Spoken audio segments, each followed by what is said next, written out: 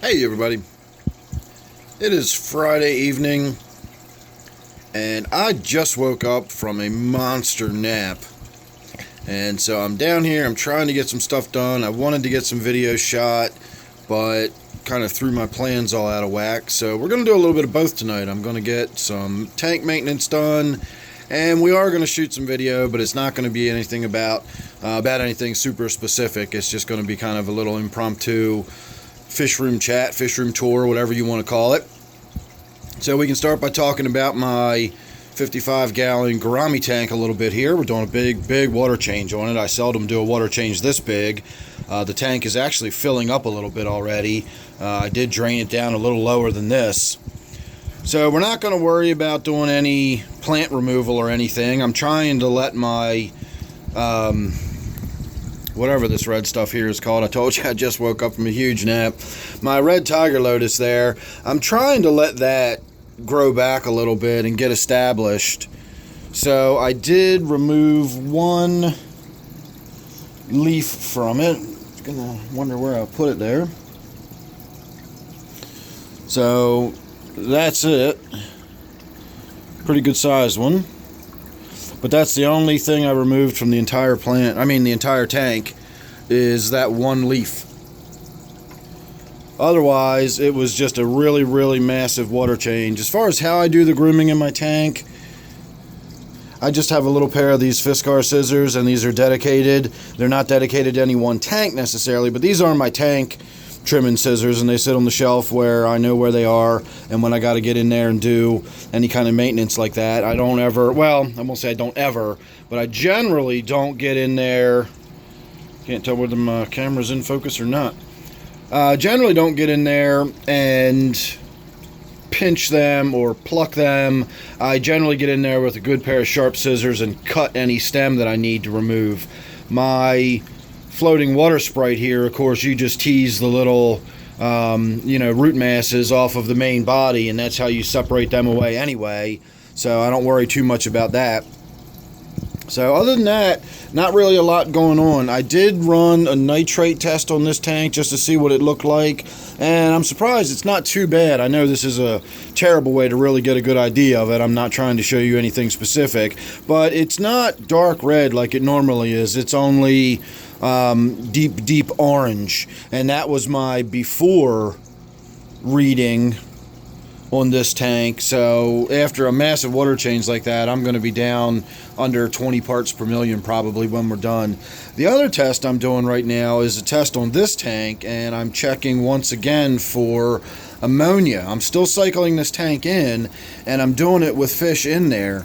And I did a water change yesterday, I did a water change the day before, and I think a day or two before that is when I set the tank up. So we are, I know once again not the best way of doing this, but trust me, I know what I'm looking at, and we're like 0.25 parts per million on the ammonia. We're not much at all, and that is after 24 hours. I checked the ammonia last night before going to bed just to make sure I wasn't going to wake up to a bunch of dead fish, and it was only at 0.25, so that's slow enough that you can let it ride again, and so I did. And here we are the next evening, and we're still at about 0.25, so we're not really building ammonia anymore. It's kind of leveled off, which means at this point it's just going to start going down from there, and within a few days I expect we'll be getting no ammonia at all. So that was within about a week I got this tank cycled in. Now, most of the rocks and everything in here were from other tanks, but not anytime recently. They were all lying around my basement, so they were bone dry.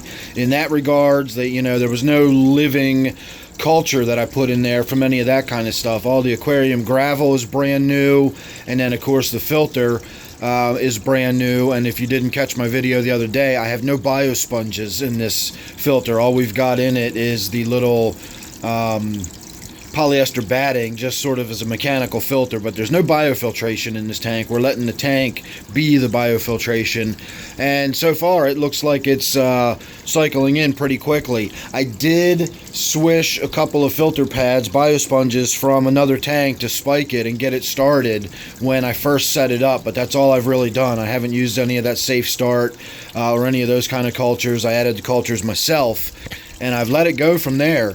And like I said, within about a week, we're down to very little ammonia at all. So I'm really happy with the results of this tank because of this amazing light we've got going on here. You can see, look at all that dense, thick new growth there.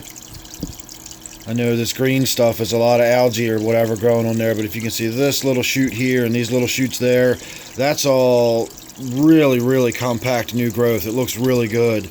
And then, of course, I've got tons of new growth coming out on my creeping jenny over here already. My stone crop's blooming. This creeping jenny's already turning upwards and trying to grow upwards, despite the fact that it's a trailing plant and normally would hang down anyway. So it's going to be interesting to see how it responds to this really strong light. And I'm now just noticing I've got another sensitive fern fiddlehead about to unfurl. If you can see that little sort of, it looks like a brown stick that goes up into like a club head and stops. That's another one of these big fern fronds that's going to be unfurling here in a few days. That's a mouthful. Try saying that 5 times fast. So other than that, we've got not a lot going on. My T-bar tank, the only thing I know that's going on different in this tank this week is one of my snails is dead.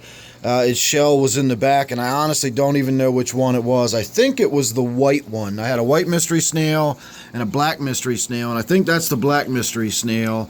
And then I put 2 blue ones in here, and I don't see them. And now that I'm thinking about it, I haven't seen them in a few days, so I'm not even sure if they're still in there or not. So I'll have to, now that I've sort of thought about that, I'm going to have to kind of keep my eyes open and wonder whether or not they're going to be in there.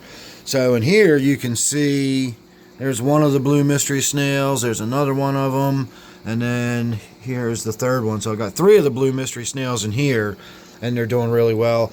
This tank, I'm down to 1 light fixture. I've got the twin T5 unit. It's got 2 high output T5s in it, but this unit actually has a burned out tube in it. So I think I'm just going to replace the tube. I've got spare tubes.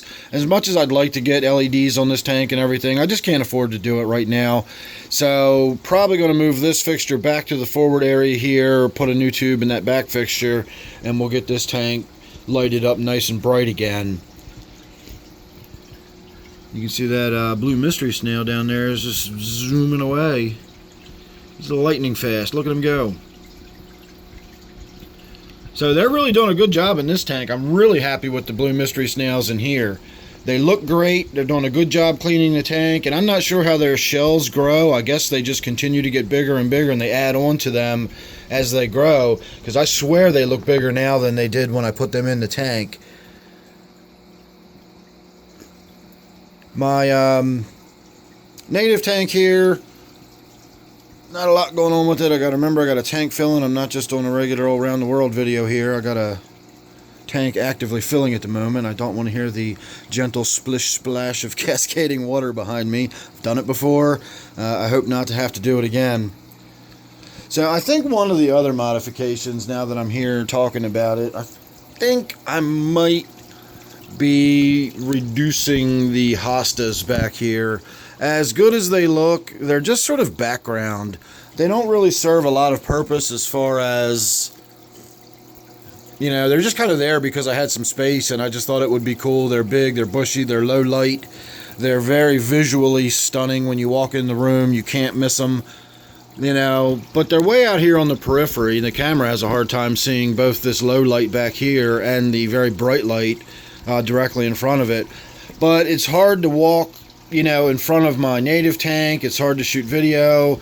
These hostas are just really sort of getting in the way. If you look at this, the tank actually sort of ends right here where these iris are in the back edge of the tank right here. So all of that is just greenery.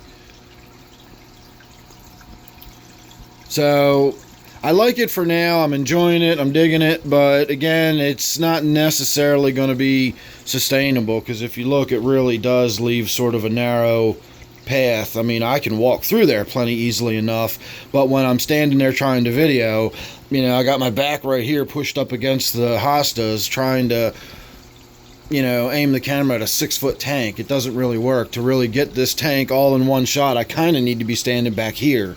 So anyway you slice it, I'm never going to get that close to it again as long as I've got all this stuff in here. But without all this stuff, I might be able to stand back there like I used to and shoot over top of other stuff or something like that.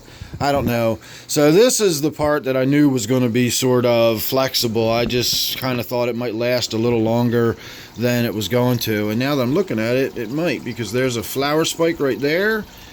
And if you can see that one right there, that is a flower spike. So we're going to actually have some flowers blooming down here pretty soon on the hosta too. So that'll be kind of exciting.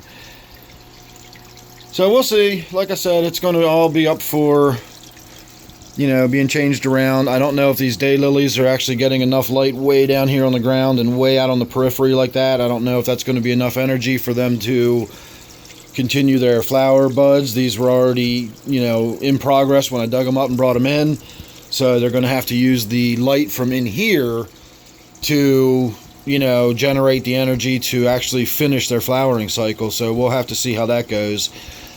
Anyway, I'm going to get going because my tank is just about finished and I don't want to overflow it. So there was your impromptu, informal little Friday night fish room chat. So make sure you're subscribed. That way you won't miss anything I got coming up. Don't forget, this one here is my Gourami tank. Thanks again for watching. Hope you enjoyed, and I will see you real soon on the next one.